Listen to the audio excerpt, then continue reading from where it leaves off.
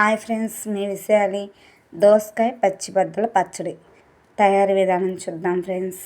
First కొన్ని పచ్చిమిరకాయలు తీసుకొని కడిగి క్లీన్ చేసుకొని మిక్సీ జార్లో వేసుకోవాలి. కొంచెం చింతపండు కూడా తీసుకోవాలి. అట్లాగే చిన్నులపాయ రెబ్బలు ఒక పాయ తీసుకోవాలి. జీలకర్ర ఒక స్పూన్ తీసుకోవాలి. 2 రెబ్బలు కరివేపాకు తీసుకోవాలి. అలాగే ఒక పెద్ద ఉల్లిపాయ కట్ చేసి ముక్కల్లా కట్ చేసుకొని వేసుకోవాలి. రాళ్ళుప్పు కూడా వేసుకోవాలి. ఇవన్నీ వేసుకొని మిక్సీలో పచ్చగా గ్రైండ్ చేసుకోవాలి. పచ్చడి చాలా టేస్ట్గా ఉంటుంది. నోటికి ఏమి తినాలి అని అనిపించినప్పుడు ఇలా చట్నీ చేసుకొని తినండి, చాలా సూపర్గా ఉంటుంది. బాండీ పెట్టేసుకొని ఆయిల్ వేసుకోవాలి.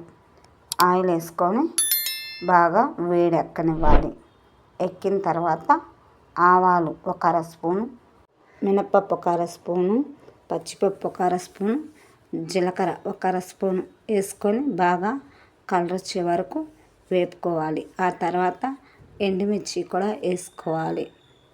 తర్వాత కొంచెం 2 రెబ్బల కరివేపాకు కూడా వేసుకోవాలి. ఇవి కొంచెం బాగా వేగిన తర్వాత పెద్ద ఉల్లిపాయ కట్ చేసుకొని ఉంచుకొని ముక్కలు అవి కూడా వేసుకోవాలి. తర్వాత కొంచెం పసుపు కూడా వేసుకోవాలి.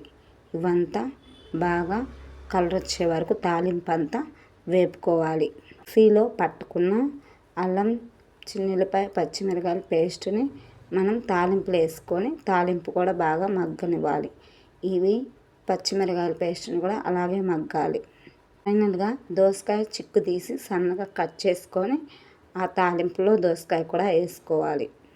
ఒక 10 నిమిషాల పాటు బాగా ఆ మసాలా అంతా ముక్కలకు పట్టేలా మనం సిమ్లో పెట్టుకొని ముక్కలు వేపుకోవాలి. మరీ మెత్తగా అవ్వకుండా ఒక లైట్గా మగ్గాలి. ఫైనల్గా కొత్తిమీర చల్లుకోవాలి. వీడియో నచ్చితే లైక్ చేయండి. బాయ్.